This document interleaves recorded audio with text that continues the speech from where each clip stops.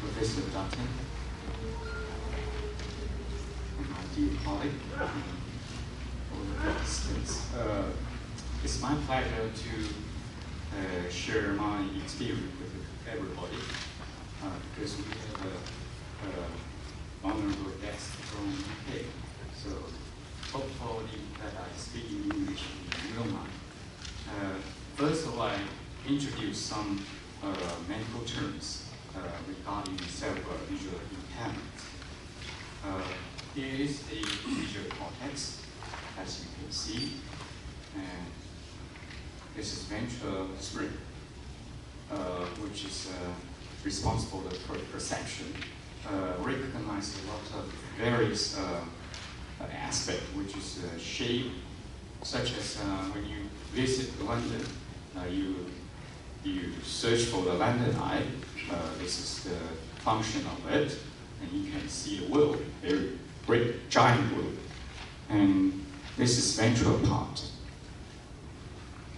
And also there are some medical terms that we need to understand. It's damage to the temporal, so you cannot recognize a lot of things, like such as to search your parents, which is propagnosia, and the other one is cannot search for the place, which is topographic agnosia. And you might have a navigation problem, social interaction, which cannot climb the ladders or gather some objects. And also you might have a difficulty to see the moving traffic or your parents in a crowd.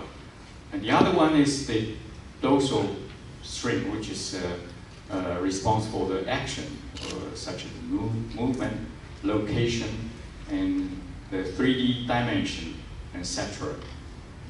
And this is one of the syndrome that it's rare to hear about it, which is print syndrome. So you have a visual research, search problem, and etc. And according to the estimate, kids younger than 16-year-old in the developed country, 10,000 births, there's 10 kids got a problem, visual problem, and in a developing country, got 10,000 births with 40 visual impairment kids, and also several palsy kids. They got 2/3 got a visual impairment or visual field defect, and also the brain ischemia also will cause some brain issue, cause some visual impairment, such as visual field defect. And here we got a table. This is MRI showing that some brain lesion might cause visual impairment, and also trauma as well, or also intrauterine infection, such as toxoplasmosis and etc. Rubella cytomegalovirus. And I move to the table. Some maternal intake, certain drugs such as methadone, opium, etc. So around 3/4 of these cases got visual impairment. One is strabismus. Later we are going to talk about nystagmus. I think that Professor Dutton, sorry about that, mentioned about it. And here, we just mentioned about some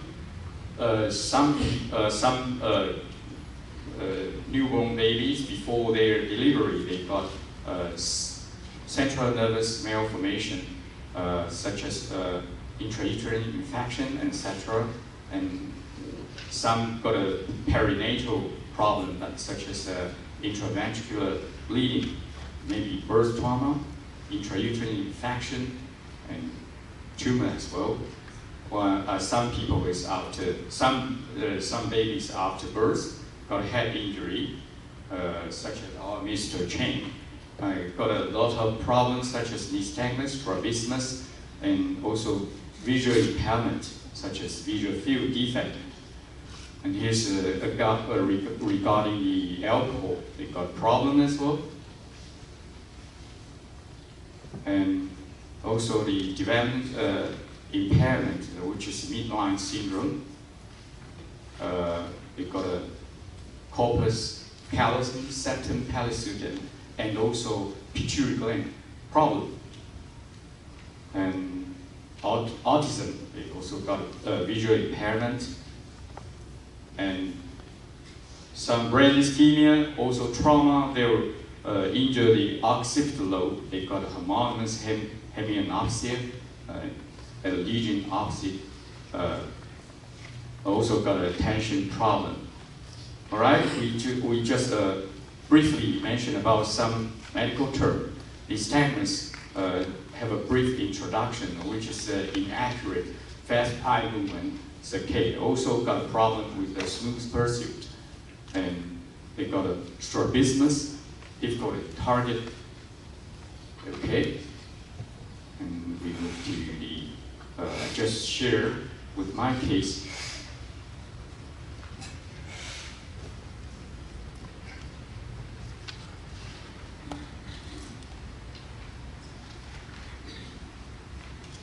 All right. In the previous slides, I just mentioned about some visual impairment, which is due to a lot of problems, such as trauma in our Mr. Chen, and also intrauterine infection, which is maybe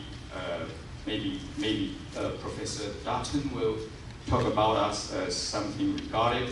And I just share my personal experience. The topic which was given by the conference,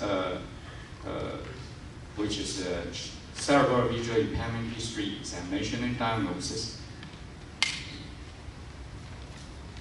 And before I start the talk, I have a brief introduction about the photoreceptor and also retinal pigment epithelium. And we have cell subtype of the photoreceptor with cone cells, which is responsible for the bright vision, and rod cell, which is responsible for the dim vision, and they are respectively located in concentrated in fovea and mid-peripheral, and their blood supply is originated from the choroid capillaries. And cone cells got problem. You have dyschromatopsia, hemerolopia, and rod cell got problem with nyctalopia. And the regarding the examination, we can use the electroretinogram and also electronic oculogram, which is reflect the activity of the bipolar cell and the potassium efflux of the Muller cells. ERG is reflex activity of RP and photoreceptor. Normally it's over 1.8. And this is the A wave and B wave after ischemia. This is a normal eye. We've got A wave, which is reflect activity of photoreceptor, and the B waves reflect activity of bipolar cell and Muller cell. And this is iron. Also it is a trauma-induced retina toxicity. So after the surgery, the retina function still cannot improve. And this multifocal ERG, which is another gross function of the retina. And this is electrooculogram, which is reflect the activity of retinal pigment epithelium and photoreceptor. Normally it's beyond the 1.8. All right, and now here is Mr. Chen, 20-year-old and injured during a traffic accident, which is around 10 years ago. and actually admission at Central Taiwan Medical Center. And as mentioned before, around 1 month later, got a patent ERG performed, and prolonged latency is of the right eye and normal latency of the left eye, and got a positron emission tomography performed, show poor perfusion in bilateral occipital lobe. And again, 2 months later, in another Southern Taiwan Medical Center, also asked for another different opinion. And flash visual evoked potential performed and show again delayed latency of the right eye and normal of the left eye. And pattern visual evoked potential was also performed, also showed delayed latency and with a small amplitude. And around 6 months later, repeat the flash visual evoked potential, which has got a delayed response. Both eyes and pattern visual evoked potential also got show the delayed response. Around 1.5 years later, again repeat the flash visual evoked potential, which got a normal latency of the right eye and delayed latency of the left eye. And standard ERG showed that within normally, but the cone flicker response was delayed. And here is the real image or data show the pattern visual evoked potential got a right eye prolonged latency and left eye roughly minimal. And this is the PET mentioned before, got bilateral occipital lobe, poor perfusion, and there are also some other brain areas also damaged. And this is the mentioned flash visual evoked potential got prolonged latency, and this is pattern VEP, got prolonged latency, also small amplitude. And 6 months later, as mentioned, the flash VEP got prolonged latency. And pattern VEP also got prolonged latency and a small amplitude. And this is 1.5 years later, also show right eye normal latency and left eye prolonged latency. And standard ERG show generally quite normal amplitude of the D wave and also roughly normal latency. And just briefly summarize Mr. Chen's examination. The first one is in a central medical center. He got a PET performed and flash VEP, pattern VEP performed. And the second one is in the Southern Taiwan Medical Center. And the third one is in our hospital. When Mr. Chen first visit, got a nystagmus, actually before he entered my clinic,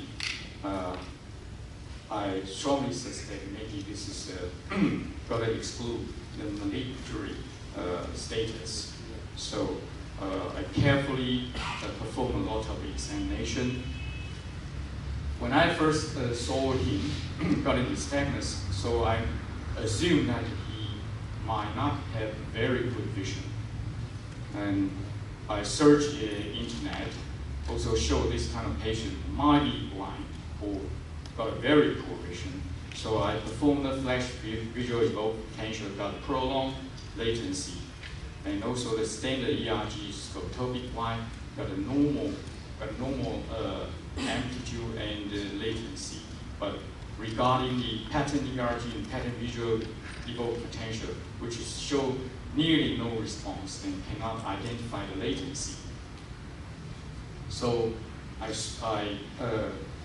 then collected a lot of his previous history in different hospitals, and I saw the chief Chen Sanyi also suspect this is cortical blindness from her first impression. And regarding the cortical blindness, we have two phenomenon. One is readal phenomenon. The patient can perceive moving objects, but the patient denied he is blind. So he can involve a lot of risky or very familiar strenuous exercise. And this is the first time I performed the flash VEP for him, which is prolonged latency pattern VEP. You cannot see the response and you cannot recognize the latency. And this is a standard ERG, also show a normal amplitude, whatever, including the rod, misformed rod of oscillator potential would reflect the activity of amacrine cell and cone cells, and also the cone flicker, all normal, and got roughly normal latency. So cortical blindness could be normal standard ERG.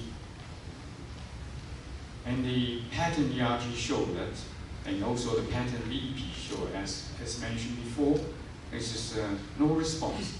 But I have discussed with a lot of neuro-ophthalmology. They assume that the cortical blindness could have a very examination result. They might have a normal standard ERG, but with abnormal pattern ERG or pattern VEP. And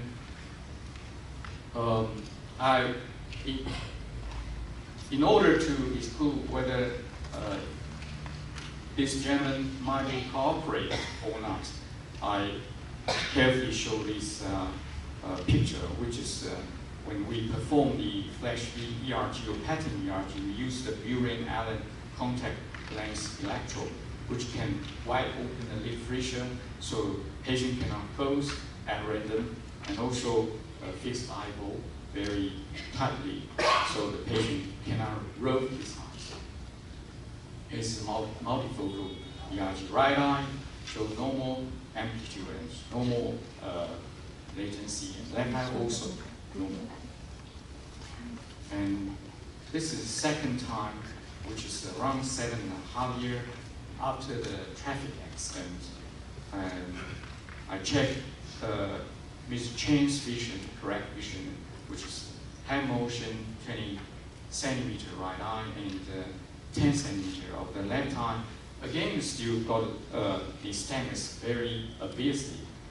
And I also searched a lot of present publication. Most patients with nystagmus had a best correct vision below the average.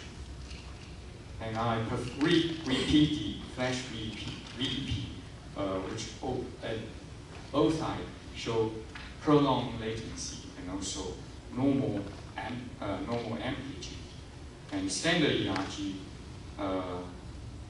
show the scotopic Y show roughly normal amplitude and also roughly normal latency. But the pattern ERG and pattern VEP nearly flat, no response, and cannot identify the latency. And this is the flash VEP result, prolonged latency of the right eye. This is of the left eye, also prolonged latency. And the pattern VEP nearly flat, no response, cannot identify the latency. And left eye also showed the same, no response, and also cannot identify the latency. And the standard ERG showed normal amplitude of the B wave, also quite normal latency. of the left eye also show normal amplitude and normal latency. Both the rod cell and cone cells, but pattern ERG flat of the right eye, left eye also flat. So I make a summary.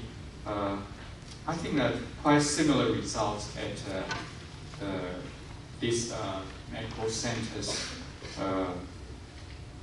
2 months later, 6 months later with prolonged latency and low amplitude. But the flash VEP got a prolonged latency, greater amplitude. And the other standard ERG performed in a Southern Medical Center is mixed cone rod response is normal, quite similar to our result. We have performed and repeat the standard ERG at our hospital, which is quite similar. They both got a normal amplitude and very around normal latency. So just summarize some symptoms of mixed chain, which is relevant to the cortical blindness. Got a pupil reflex normal right eye, got relevant afferent pupillary defect of the left eye, might have a mild optic nerve injury, and also might be the visual pathway got an injury. And second point is that got poor vision, especially got a nystagmus. Every time when I check this young gentleman, because his nystagmus, so we try to perform another examining, which is ocular coherent tomography, but cannot perform because the nystagmus is too serious. And two phenomena explain that why he still can involve in a very strenuous normal athlete exercise, such as play ping pong or just mentioned a lot of exercise for teaching. Because he can perceive the moving object, so he can involve those mentioned exercise. Because he denied the blindness, so he can involve a lot of risky activities. Thank you.